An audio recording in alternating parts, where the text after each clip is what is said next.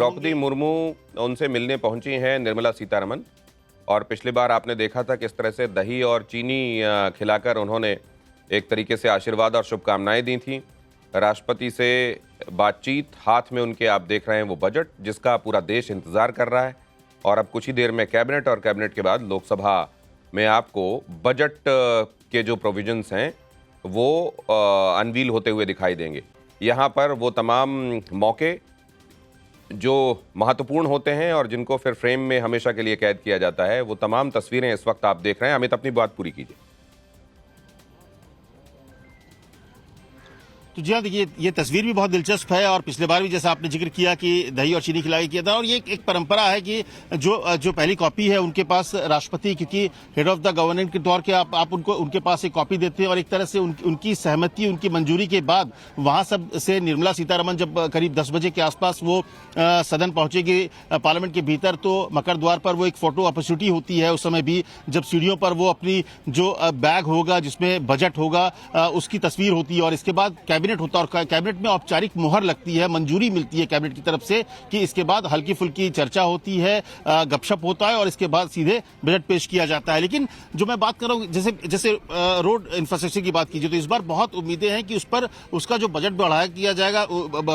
Allocate ज्यादा money किया जाएगा, क्योंकि सिर्फ पूरे देश में हाईवे का जो एक तरह का जो जाल है और खास करके जो बॉर्डर इलाके हैं, बॉर्डर इलाके में रोड पर बहुत ज्यादा काम हो रहा है। आत्मनिर्भर की बात अभी हो रही थी और निश्चित तौर पर आप देखिए अमेरिका भी अब उस तरफ जा रहा है कि वो अब आत्मनिर्भर की बात करता है कि कैसे अमेरिका में सारी इंडस्ट्री से तमाम चीजों को आत्मनिर्भरता की तरफ बात कर रहा है। तो मुझे लगता है कि ये बजट जो है उसमें आम लोगों को राहत की उम्मीदें हैं। आम जो मध्यम वर्गीय है वो जिंदगी भर उम्मीदों पर जीता है और ये इस बार का बजट भी मुझे लगता है उम्मीदों भरा है। लेकिन साथ ही साथ जो मूलभूत संरचना जो है, इंफ्रास्ट्रक्चर, ये तमाम जो चीजें हैं उस पर फोकस होगा, क्योंकि मोदी सरकार और प्रधानमंत्री मोदी बार बार एक विकसित भारत 2047 के मिशन की बात कर रहे हैं, मिशन मोड की बात कर रहे हैं। तो मुझे लगता है एक रेलवे, अब अगर रेलवे की बात करें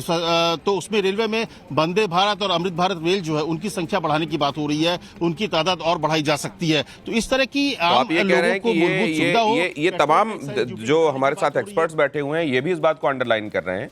और आप भी इस बात को अंडरलाइन कर रहे हैं कि इंफ्रास्ट्रक्चर पर और जोर होने वाला है, इंफ्रास्ट्रक्चर को लेकर कुछ और बातें कही जा सकती हैं। वो फैक्टर्स जो किसी एक चीज के लिए आपको ट्रिगर देते हैं, किसी एक काम को फौरन करने के लिए ट्रिगर देते हैं, क्योंकि बहुत सारी ये इंफ्रास्ट्रक्चर के संदर्भ में हम हर बजट में बात करते हैं, कितना प्रोविजन कब होगा, जाहिर है इसको लेकर अलग अलग समय में अलग अलग एल्बो स्पेस होता है। लेकिन वो चीजें कौन सी हैं जो फौरन ट्रिगर के तौर पर काम कर रही हैं कि गवर्नमेंट को ये काम करना पड़ेगा। वैसे अगर जो लोग इसको पॉलिटिकल सिनेरियो से जोड़कर देखते हैं वो सीधे सीधे देख रहे हैं कि सामने दिल्ली इलेक्शन है, दिल्ली इलेक्शन है, इसका मतलब मिडिल क्लास है, मिडिल क्लास है मतलब मिडिल क्लास के लिए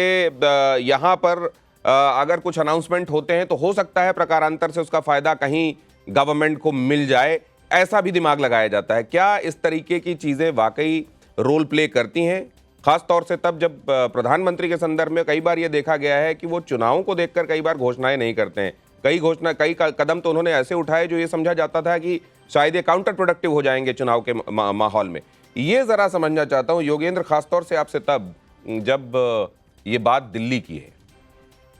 देखिए, मैं एक चीज़ शेयर करना चाहूँगा कि हमें एक चीज़ को बहुत क्लियरली समझना है कि मिडिल क्लास की अपनी जो डेफिनेशन है वो अगर हम देखें कि वो ईयर ऑन ईयर जो है इवॉल्व कर रही है और उसमें बहुत जरूरी हो जाता है कि हमें ये समझना कि